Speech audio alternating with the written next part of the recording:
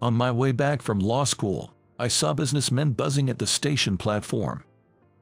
Despite their visible fatigue, they seemed to be brimming with a sense of fulfillment.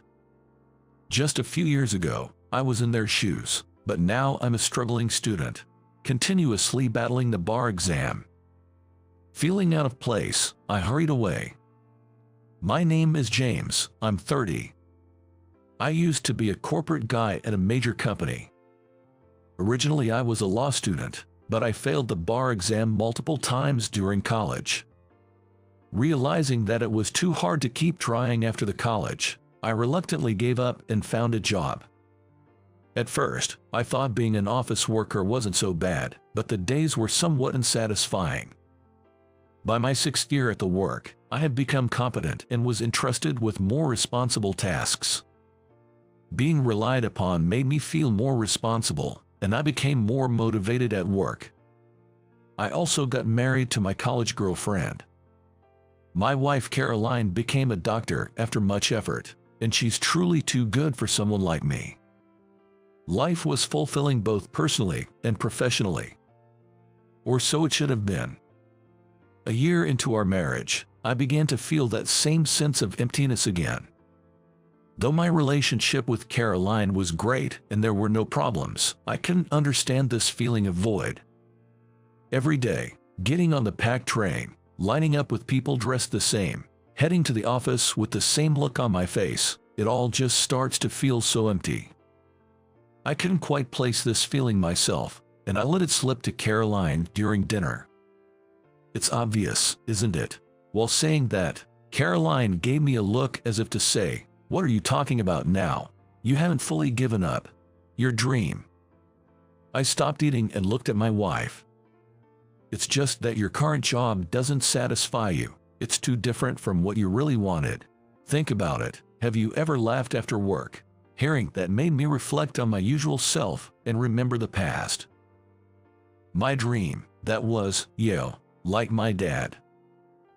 Back in my student days, I was all about chasing dreams. My dad often came home late while I was sleeping, especially after a long day at work, but I vividly remember the joy on his face when he had a successful day in court. It was a happiness that seemed to spill over to anyone who saw his smile. Even as a kid, I realized that helping people must be a truly joyful thing. I wanted to save those in trouble. I wanted to be a lawyer like my dad. The reason was simple, but to me, who grew up watching my dad, it was a profession of admiration. I had shared this aspiration with Caroline back when we were students. She remembered that. Her words struck a chord. Yes, I hadn't completely given up on the dream of becoming a lawyer. And then I made a big decision. Of course, it was an important matter, so I discussed it with Caroline. "I'll support you as much as I can, so why don't you give it another shot?" With Caroline's encouragement, I took the plunge and quit my job to chase my dream of becoming a lawyer. I've been buried in my studies ever since. We're mostly getting by on Caroline's salary. Feeling guilty, I started tutoring to at least earn enough to cover the law school fee.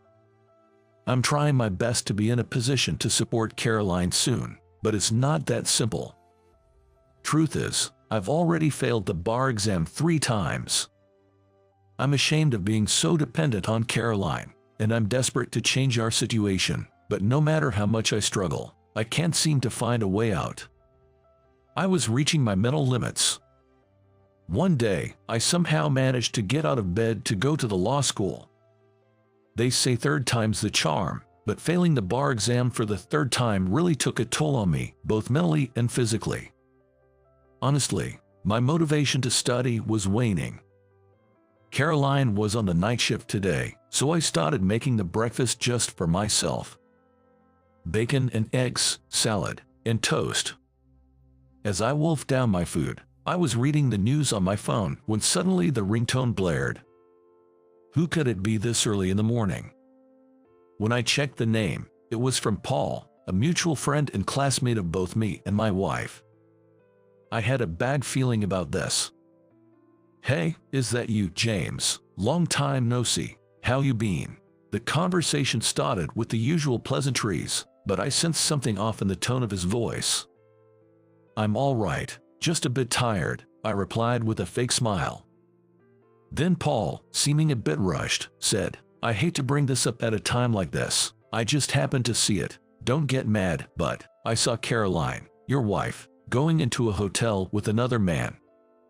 I felt a strange sensation, like a chill ran to the core of my body. I guess it's true then. It felt like all the dots of suspicion I had were connected. It was because I had been feeling distrustful of Caroline's recent behavior. The way she keeps her cell phone all the time.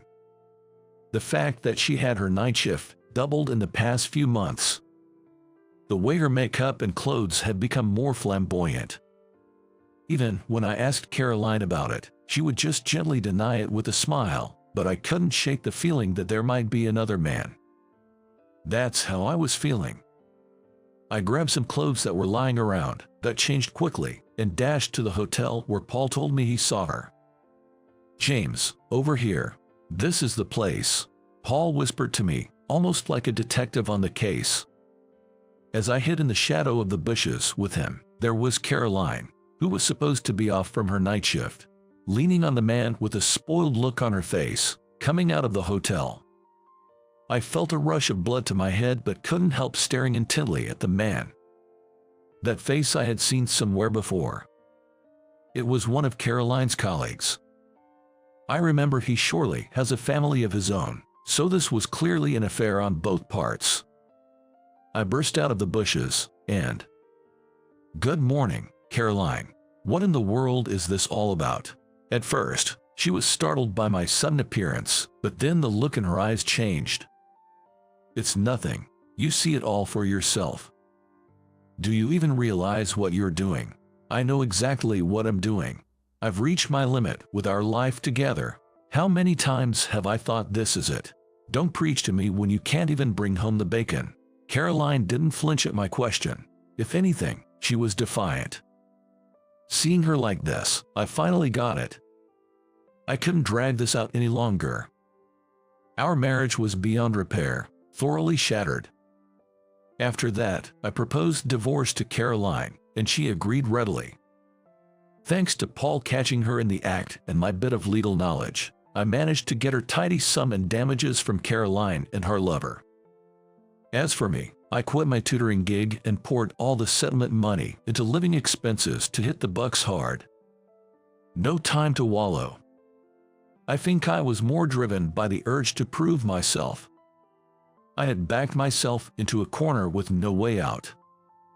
Free from the need to work, I holed up in the law school study rooms day after day. That's where I kept running into this woman, probably another student struggling like me. She had quit her job too, to attend this school, she said. Her name was Emily, and she told me this year was her last shot at the bar exam. We were both in the same dire straits, encouraging each other while we studied. After a relentless study regime, I passed the exam with flying colors. Emily passed that same year too. We hugged each other, crying with joy. Since neither of us had anyone to celebrate our passing with, I invited her to dinner and said let's celebrate together. She gladly accepted, saying, "I'd love to." Honestly, it wasn't just about wanting to celebrate.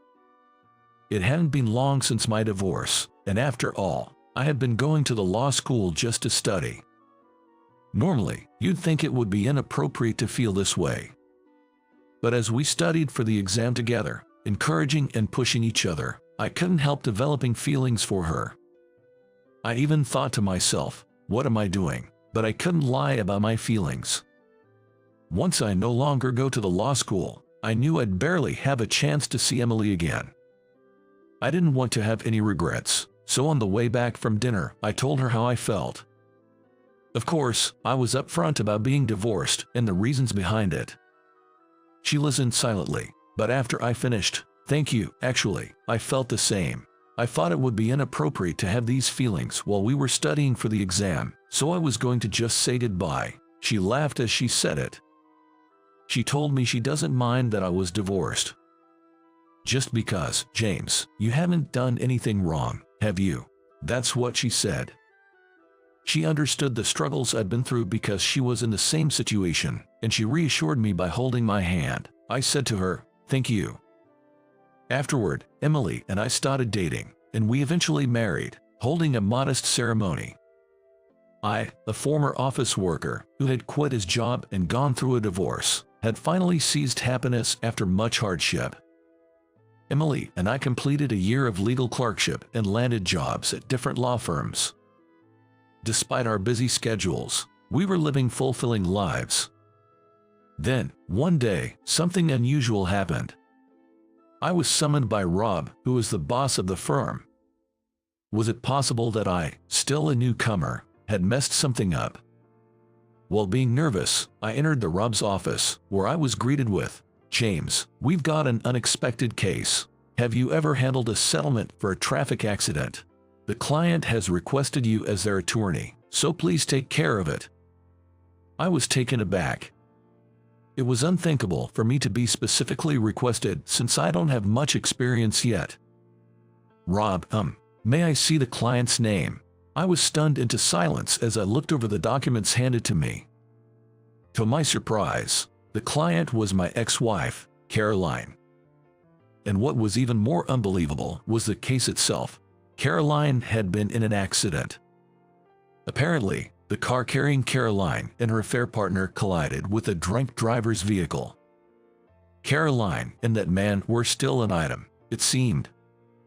Though it looked like he had also gotten a divorce by then. While the affair partner sustained minor injuries, Caroline was seriously hurt.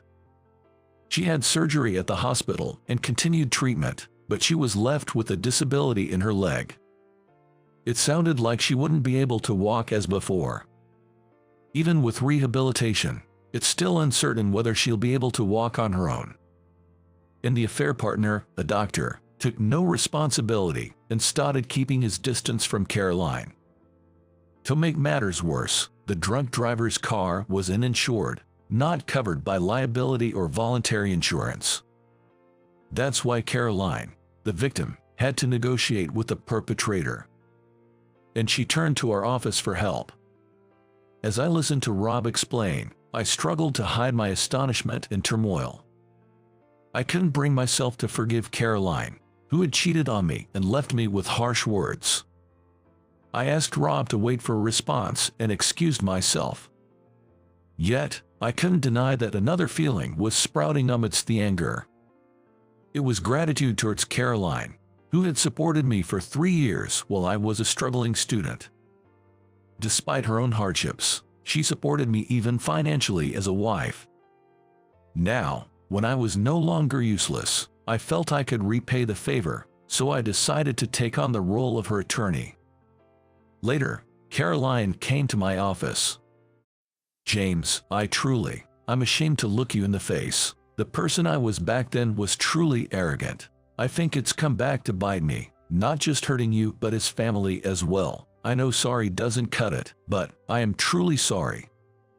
It was really tough, wasn't it? I've finally become a lawyer, and now I think it's my turn to give back to you. I'll put aside our past feelings and do my best as a lawyer to help you reintegrate into society." I did my utmost to encourage my client Caroline as her lawyer. It was both a way to repay and atone to my ex-wife, whom I couldn't protect before. It was a tough case, especially being an uninsured accident, but I managed to settle the negotiation between Caroline and the perpetrator. Of course, I also claimed damages from the affair partner. Caroline was forced into a long hospital stay, but I made sure she was compensated for the hospital bills and lost wages while she was out of work. Just like I had hit rock bottom once, Caroline now faced a significant adversity. But helping each other out as ex-spouses, I believe, will become a great asset in our lives moving forward. I could feel my resentment towards the old Caroline slowly clearing. And then, 6 months later, the cherry blossoms began to bloom and the cold winter was over. In this joyous season, painted pink everywhere, Caroline managed to return to work, walking with a cane after a hard rehabilitation.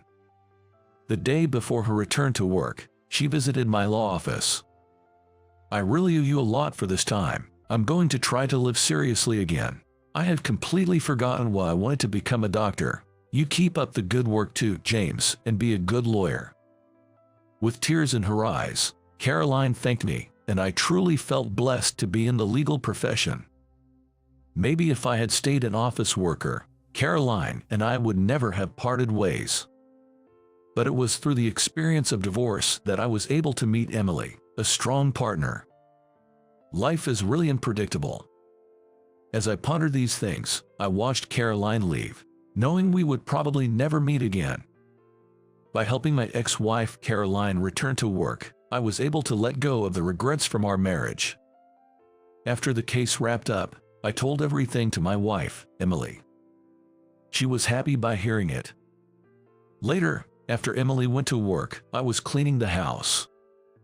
While cleaning around Emily's desk, the vacuum cleaner bumped into it, and some documents fell to the floor. As I picked them up one by one, I was startled by one document in particular. It was Caroline's accident report. My eyes widened in shock. What on earth was this about? It was clearly the same document I had been given by Rob. My documents were in my office desk, so this wasn't mine. Curiosity got the better of me, and as soon as Emily returned home, I pressed her for an explanation. "I'm sorry for keeping silent. The truth is, Caroline had first come to the law firm I work at to ask for help. It turns out that, by some coincidence, Caroline had initially sought to ask the law firm where Emily worked. In a strange twist of fate, Emily ended up being assigned to Caroline's case. But as she listened to the consultation, she realized that Caroline was the ex-wife I had divorced. She might have had a hunch from the name, but she decided to explain the situation honestly to Caroline.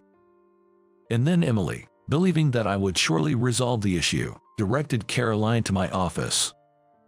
"I'm really sorry for keeping this from you, but you did a great job, and Caroline was truly grateful for your help," Emily said with a gentle smile. I was deeply moved by her magnanimity and her continued kindness towards my ex-wife, Caroline. I've made many mistakes and faced many setbacks, but I vowed to myself to always protect the smile of the woman in front of me. And with that, I made a firm promise to myself